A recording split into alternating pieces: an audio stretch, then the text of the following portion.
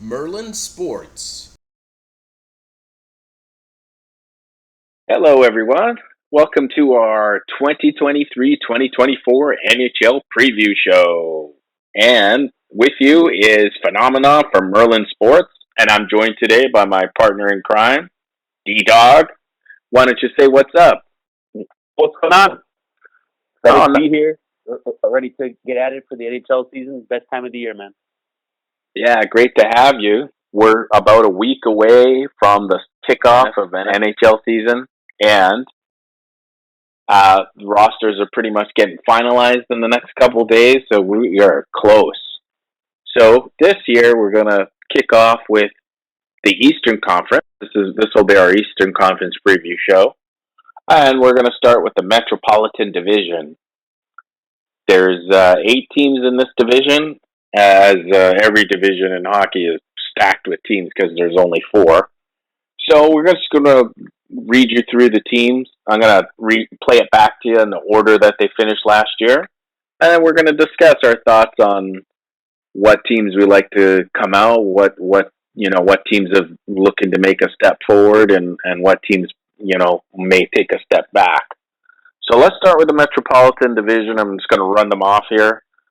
Finishing last year was the Columbus Blue Jackets, followed by the Philadelphia Flyers.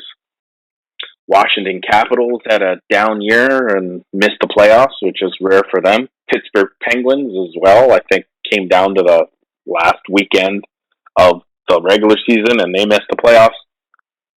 New York Islanders, they actually made the playoffs, as well did the New York Rangers. So the next 3 teams in the Metropolitan all had over 100 points last year, and they are New York Rangers, 107 points. The New Jersey Devils, who took a massive step up last year, 112 points, and the Carolina Hurricanes with 113 points. So that the top of that division was fairly impressive last year. So so let me ask you then, who do you think out of those bottom feeders is taking a step up this year? I like the Columbus Blue Jackets. I think they got a good young player in Adam Fantilli out of the University of Michigan. He led Canada to a World Juniors championship last year as well, and they still have some solid players. They brought in a couple other guys. Yeah, I know they had the coaching carousel there with backup coming in and then backing out of it. But I think this is a team that they have some guys who want to prove some stuff, and they have some good veterans on their team. Johnny Gaudreau didn't have a great year last year, coming in from Calgary in the off season. So I think he's got something to prove, and I see this team making a step up. I mean, do they make the playoffs? Maybe not, but I think they'll be battling for the playoffs with Pittsburgh and Washington as like the 4th team in the playoffs. Wow, that's pretty bold. I didn't think you would go there. I mean, Babcock didn't even make it out of training camp because of the controversy, and I mean, I guess we can call it a scandal, but wow, Right. mistreatment of players. So, and the GM and owner basically had to eat humble pie to say that they made the wrong choice. So they're not starting off on a good note. Yeah. Yeah, but I'm like I said, you gotta make some bold predictions sometimes, and they have some good young players, right? And they have some good veteran players, so it'll be interesting. I mean, they had a tough year last year. They were fairly good beforehand in terms of they had some good seasons ahead of time. Hadn't won anything, but they had competed for it. So I don't see this team as a team that's going to be long in the tooth to be a bottom feeder. I'm a big fan of Patrick Laine. He can really play when he's got his mind right. Our friend John Tortorella really did a number on him mentally. So he's got some freedom now, and along with and I think Fantilli's going to surprise a few people. He's not going to be Connor Bedard type of talent, but he's still a very good hockey player. a good leader. So this is a team that's going to surprise. Like I said, I'm not sure they're going to make the playoffs, but they'll be battling out for a playoff spot. Interesting. I probably like a team that was not in the playoffs and I think makes the playoffs this year is the Pittsburgh Penguins from the Metropolitan Division, and they had quite a bit of change this offseason from their president of hockey operations, who's now the GM, Kyle Dubas, and probably had one of the biggest acquisitions this offseason with Erik Karlsson, a 100-point defenseman last year and reigning Norris Trophy winner. That's not necessarily why I think they're poised to step in. I mean, they just missed out, I think, by 1 or 2 points last year, so it's not like it's not like I'm going out on a limb. I think they were borderline last year.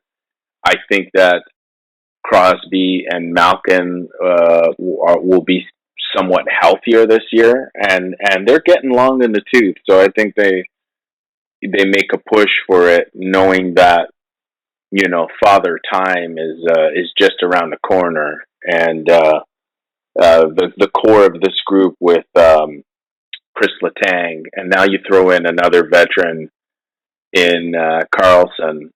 I mean, it's an older core, so I think they kind of they're kind of pushing their chips in. So I think it's enough to get them into the playoffs. Yeah. I'm not. I mean, I respect Erik Karlsson. He's a fantastic offensive defenseman. I'm not that impressed with him defensively, and I think it's overlooked because of how good he is offensive. So, but their special teams, it'll make their power play a lot better. And it's a lethal, they can sport a lethal power play unit, the first power play unit. And, that could be the difference in racking up, a handful of wins because of how many more power play goals and how much better their special teams will be this year. So I just think that, a healthy Malkin, Crosby, and Letang, that I think that's enough to get them into the playoffs. And they'll probably be, I think they'll probably contend for second and third in that division. Ooh, that's a bold prediction there to get them up that high. I see them like I see Washington.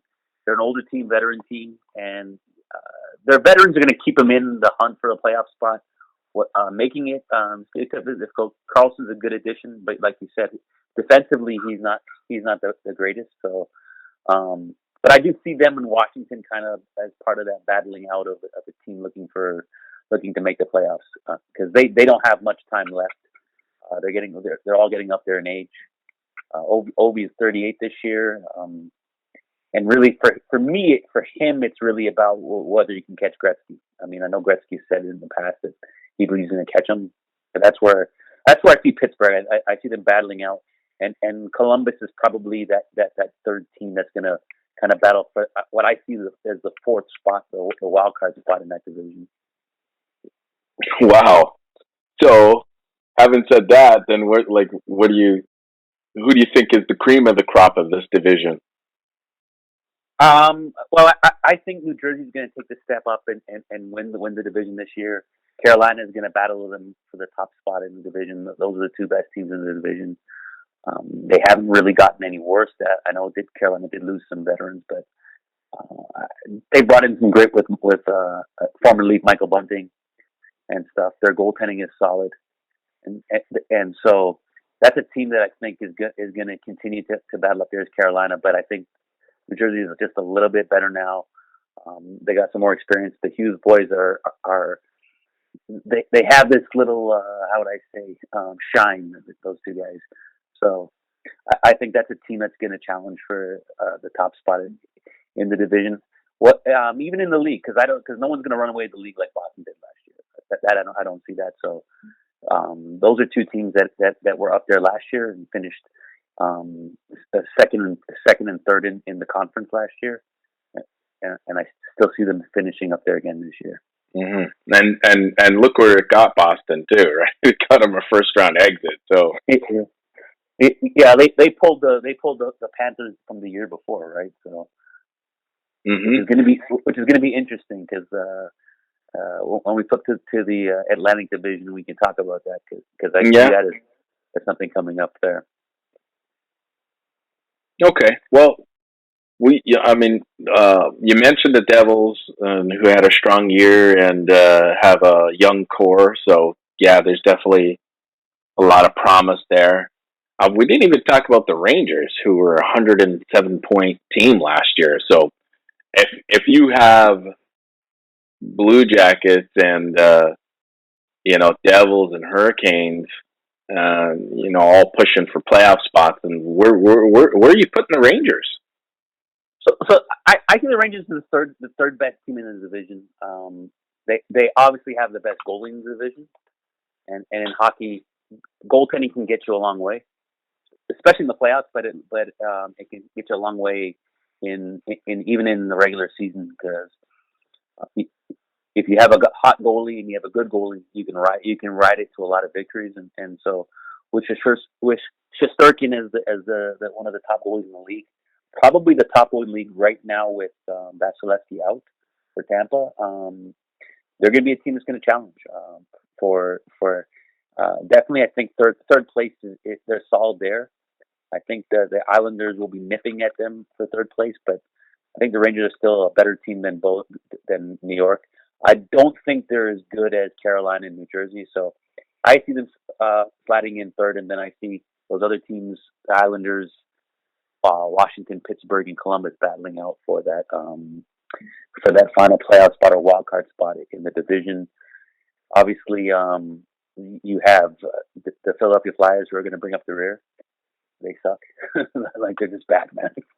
but that's how I see it playing out. I see New Jersey first, Carolina second, the Rangers third. I'm going to throw the Islanders in to make the playoffs as the fourth team, with Columbus nipping at their heels with Pittsburgh and Washington. So that's how I see that division playing out. Wow. Well, those are bold predictions, but that's what this show is all about, making predictions. Myself, I like Carolina to repeat as division winners. I think that you mentioned Michael Bunting, so he's a pretty serviceable player. They added Dmitry Orlov, which was a great pickup last year by Boston in the playoffs. They added Brendan Lemieux, so they add in a bit of sandpaper. Like they lost Max Pacioretty, who's often injured and became less effective as time went on. So their losses aren't too great, and they were a great team last year. I'm not so sold on their goaltending tandem. I think they probably want one of those guys to take the ball and run with it. I think just they're a well balanced team. So I see them taking the division again.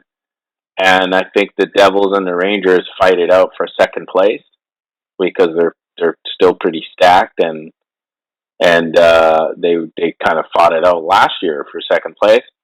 And I like the Penguins, to overtake the Islanders for that fourth place and probably push in as a wild card. And I'm not as high on the Blue Jackets as you are, but I do think that they are better than the Flyers. So I think that between the Blue Jackets, the Capitals, and the Islanders, they kind of battle it out in that middle to low pack of the division, with the Flyers bringing up the rear. So, but we shall see. It'll be it's pretty competitive. It's going to be a pretty competitive division and some good rivalries there. Absolutely. Well, now that we're done with the Metropolitan Division, let's take a look at the Atlantic Division, and just gonna read out the teams in the order that they finished last year. So bringing up the rear were the Montreal Canadiens, the Detroit Red Wings, Ottawa Senators, Buffalo Sabres, and then the next four are all playoff teams. The Florida Panthers, who finished fourth, and as we know, got hot in the playoffs and went all the way to the Cup. Tampa Bay Lightning, and then the top two teams were the only teams to finish over 100 points. The Toronto Maple Leafs with 111 points, and the Boston Bruins, who set the regular season record for most points, most wins, with 135 points last year. So they were by far the top team in the league and won the President's Trophy. But we saw where that got them in the first round. So it doesn't. It, in recent history, has not fared well for the President's Choice winners, as you just mentioned. Florida the year before, and you go a couple of years before that, and I think Tampa Bay was upset in the first round by Columbus. Yeah. So that was another shocking exit. So it's almost somebody's got to win the President's Trophy, but it ain't in the grand scheme of things. It's playoff success, which is the true measure of a champion. So, anyways, like who do you think takes a step up, and who do you think takes a step down in the Atlantic? So, I mean, I 100% agree with you that the President's Trophy has not been kind in the playoffs. So that's important, and I think for a team like Toronto, they don't want that kind of burden on them. In terms of taking a step down, obviously I look at the Boston Bruins. They cannot have the same type of year they had last year. I think they have two key losses in terms of Bergeron and Krejci. Losing those two guys, that's some big leadership shoes to fill. So even though they brought in a couple of veterans, I don't see them being as dominant as they were last year, and actually have them taking a fairly sizable step back.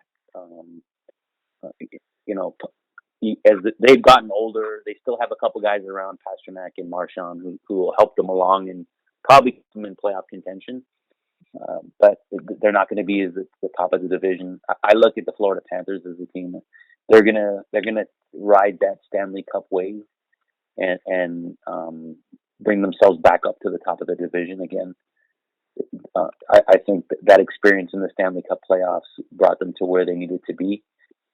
And the mentality, Tkachuk really took a step forward last year. He showed his leadership as a young player. I mean, he's not that young, but he's still a fairly young player. And they still got Bobrovsky in net, so they're going to be a solid team. And I think they're going to be battling the Maple Leafs for the top spot in the division. I think those are the two keys. Obviously, for the Maple Leafs, doesn't really matter where they finish because they're going to be measured by the playoffs. They're not going to be measured by what they do in the regular season. Mm-hmm. Like we know they're going to make the playoffs. Like they're good enough. They have some really high end talent. They're just about what they're going to do in the playoffs. And so the pressure's not what's happening now. It's going to be what's happening in the future. I think the Leafs will get off to a good start, but I like Florida to win the division, and I like Toronto to finish just behind them. Interesting. Well, you've laid out some pretty good rationale there. I'm with you on Boston. I think they probably, record-setting 135 points. I don't think they get anywhere close to that. I think they'd be lucky to get close to 100 points. They take a sizable step back this year. I mean, just look at what they've lost. Okay, so Taylor Hall gone to Chicago, Nick Foligno gone to Chicago, Garnet Hathaway gone to Philly, Dmitry Orlov to Carolina, Mike Riley to Florida, Tyler Bertuzzi to Toronto, and the aforementioned Bergeron and Krejci retired. So look at that, like that's pretty good. You could assemble a team with just their departures, and this is who they added, right? They brought back Milan Lucic. I guess they want to keep the fans entertained. Kevin Shattenkirk, who's like probably on the back end of his career. Van Riemsdyk, who he's a veteran and probably can score rebounds in front of the net, but Yep. he wasn't fleet of foot to begin with. Let's just put it that way. So that's it, right? Like it's not very impressive who's coming in to fill those shoes. So and maybe they put less emphasis on having a strong regular season because of what happened last year. So they might be a bit gun shy here because the roster additions are just not just doesn't impress you. So we'll have to I agree. see. I agree. Yeah, we'll have to see how that plays out. I think Tampa Bay also takes a step down, and it's mainly due to Vasilevsky being out for the first 2 months of the season, and even when he comes back, he's coming back off of a pretty significant injury where he's going to have to work himself back into game shape. And the veterans that they've also see now you become a victim of your previous success because the salary cap. They've had to make some tough decisions, and lots of veterans have had to leave Tampa Bay just because they couldn't afford them. And Yep. I think we saw it last year. Now we see it a bit this year. They lost Alex Killorn, Patrick Maroon. Well, these are Maroon's a role player. He's not going to be a prolific goal scorer. Ross Colton, another role player. Ian Cole, serviceable defenseman. Corey Perry, another role player like Maroon. He's off. Pierre Edward Bellemare. He's another role player on their team. So they lost a lot of their role player, and Killorn I think was a big part of their previous playoff successes. So they didn't really replace them with anybody too impressive. I mean, I'm looking here. It's not Connor Sheary is probably the highlight of the incoming players. So and then you hear rumblings about Steven Stamkos saying that he hasn't been offered a contract extension. He seemed interested and sounded like he was publicly disappointed with not having any negotiation. So, and Vasilevsky has been the heart of that team for their continued playoff success the last few years. So, yeah. I'll agree with you there.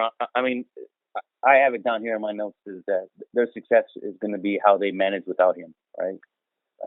I mean, I have him out for 8 to 10 weeks, so roughly the 2 months you're talking about, and it's a back injury, it's back surgery, so that's going to affect his movement when he comes back.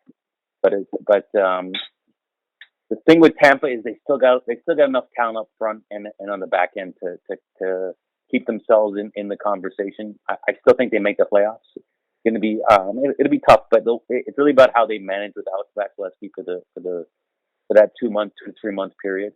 If they can do that and be competitive enough, they like to turn it on in the second half. They still got some top end talent though. Kucherov, Hedman, Braden Point, and Steven Stamkos.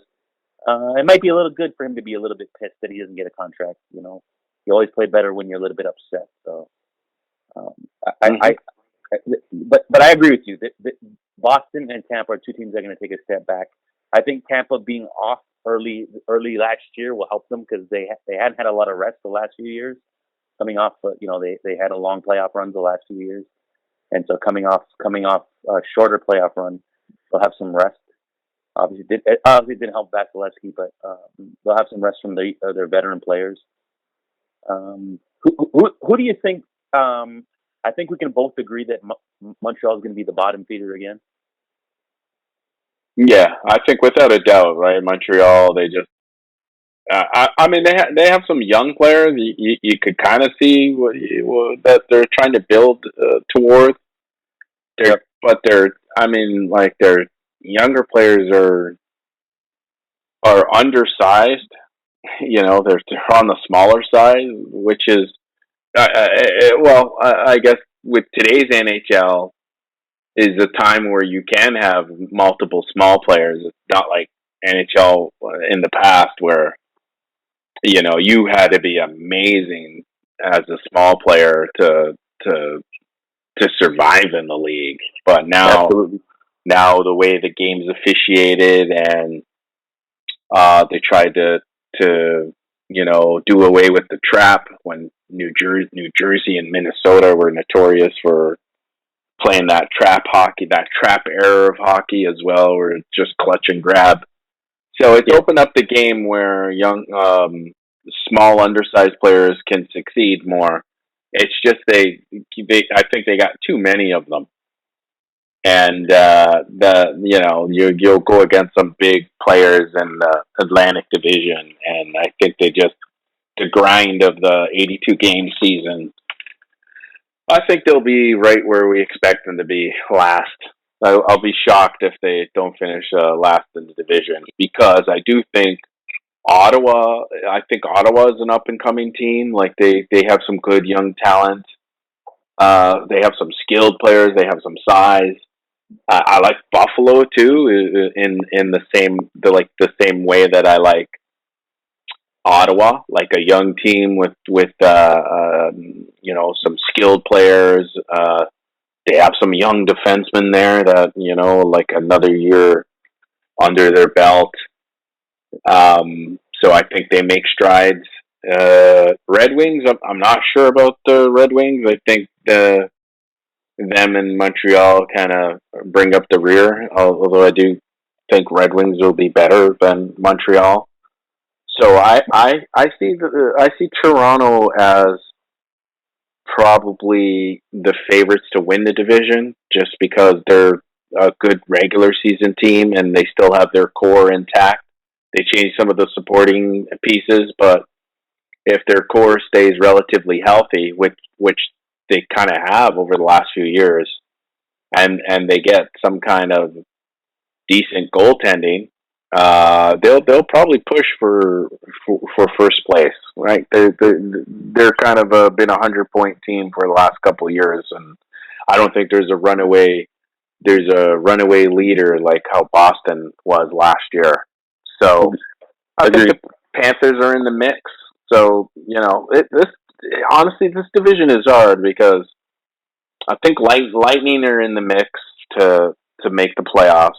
I mean, this is a tough division, right? So if I'm saying the Leafs, and the Panthers and the Lightning are fighting in the top three, with which I favor the Leafs to kind of take it. That means 4 through 6 is Boston, Buffalo, and Ottawa, and I think that's tough right there because of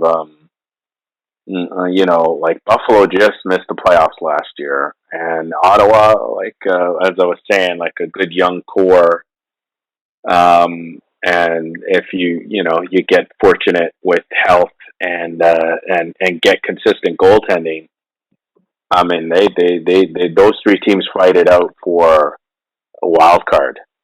Goaltending is the key here. You mentioned it. Having a good goaltender will always really help you in terms of competing for a playoff spot and being just overall competitive. I like the Sabres. That they have a good young core of defensemen. And as you said, they just missed the playoffs last year. And Ottawa's up and coming. Ottawa did lose DeBrincat to Detroit, and Detroit brought in Petrie and DeBrincat. How DeBrincat functions in the fact that he's going home and playing in his hometown. I mean, he's from Farmington Hills, Michigan, but that's pretty close to Detroit. It's a suburb of Detroit, if I'm not mistaken. So I don't see Detroit there yet. I think Ottawa and Buffalo are the two teams that are likely going to push out either Tampa or Boston. And I agree with you. I'm thinking it is more Boston than Tampa. I still think Tampa is good enough to compete. I think anybody seeming to think Boston is going to be as good as they were last year, or even up there in the top of the division, I think they're selling Bergeron and Krejci's impact short, and I don't think he can do that. I mean, those guys were two key guys for them. But yeah, I do see Buffalo and Ottawa making a push for the playoff spot. I did read one of the online sports groups, and they kind of think Ottawa's the team that's going to make the biggest jump. I'm not sold on that 100%, but definitely Buffalo and Ottawa are two teams in this division to watch. And yeah, I'm picking Florida to win the division, but Toronto's right there. Bertuzzi and Max Domi are two huge additions, and Matthew Nyes for a full season. We shouldn't discount the fact that he was really good in the playoffs to start, and he got injured and never didn't play the rest of the playoffs. And he's looked good. He's actually looked good in the preseason as well. So if that's a sign, I think that he's going to have a great rookie season. Yeah. I mean, if he slots into the top 6 in the Toronto team, he can't help but get points. So well, that's it. I mean, Domi, Bertuzzi, and Nyes, they're going to provide a little bit of grit, but also some size to give some space to the other guys that need it. I mean, Matthews doesn't need it, and Nylander is dang. But a guy like Marner is a little bit undersized, as you mentioned. But I mean, he's got great hands, a great feel for the game, great vision.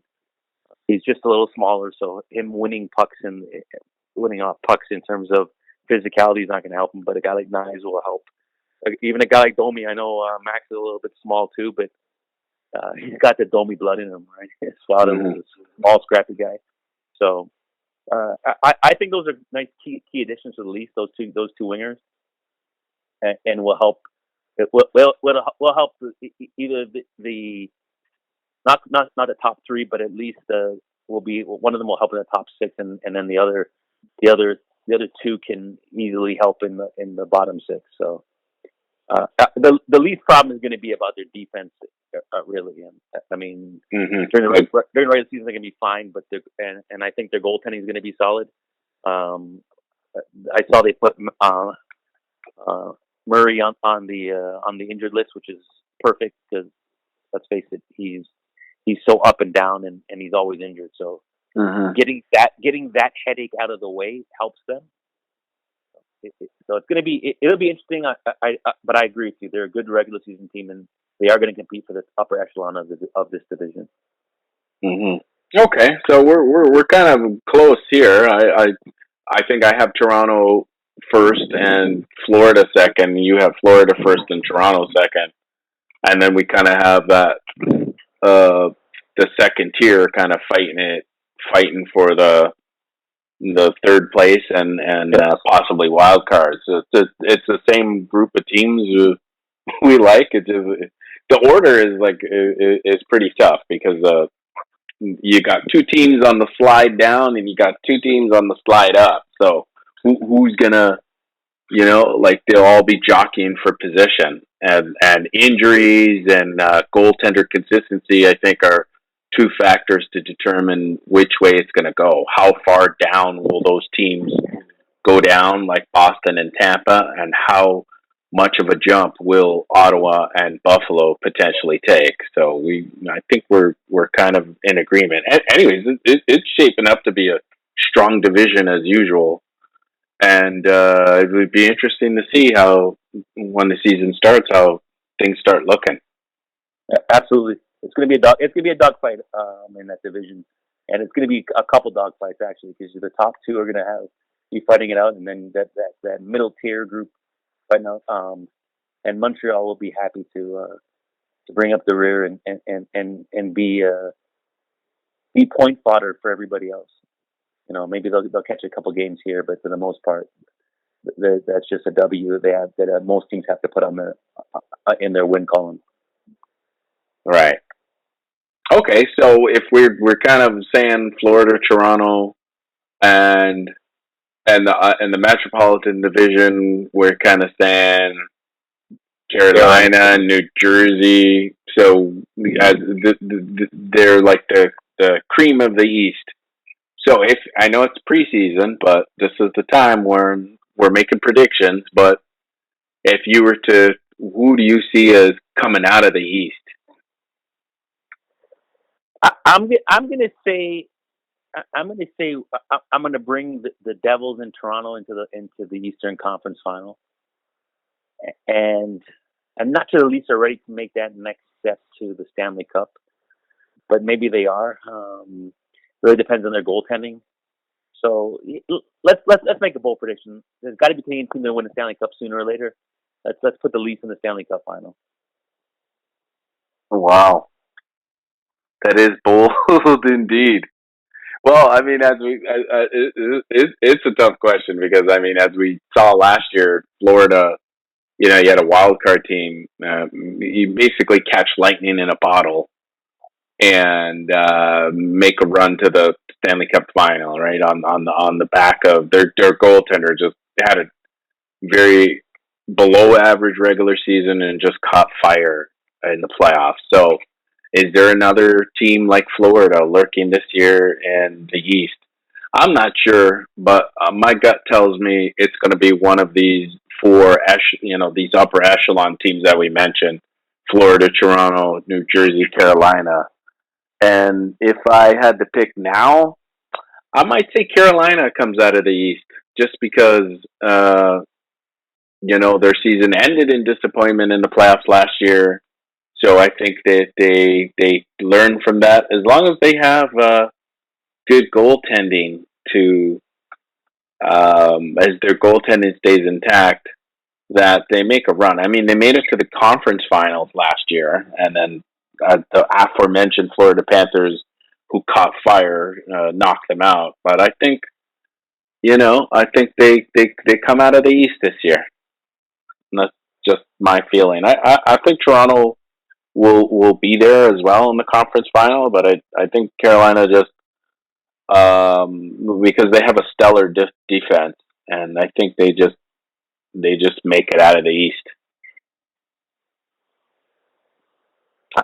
Um, I could see the argument there. I mean, Carolina's been a top team for the last few years. Got a great coach in Rod Brindamore. So, but I mean, you got to go on the limb a couple of times. So, I'm thinking the Leafs. I think they finally get through over the hump. I do believe that Mitch Marner learns. I think he's the key to their team more than Matthews. I think Matthews will always be able to score. As Marner goes, that team goes. And you saw in the playoffs last year when he was going well in the first round against Tampa, they were winning and they won in 6. And then when he wasn't going well in the second round, the Leafs faded. So that's kind of the key to them. I think Samsonov has shown that he can play really good in the playoffs. I don't think it was a fluke that he had a good year last year. He needed a rebound and he got a rebound.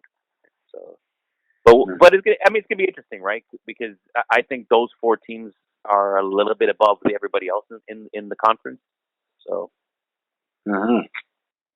Okay, well, I can't wait for the season to begin. So I'd like to thank you for taking the time to to make these predictions and for this overview of the Eastern Conference. So I can't wait till we actually do the same with the Western Conference, which will be our next episode coming up real soon. Yeah, looking forward to that one. Okay, well, let's call it a day, and thanks again for your time, and thanks for everybody out there listening, and we will talk to you guys real soon. Peace out. Take care. See ya.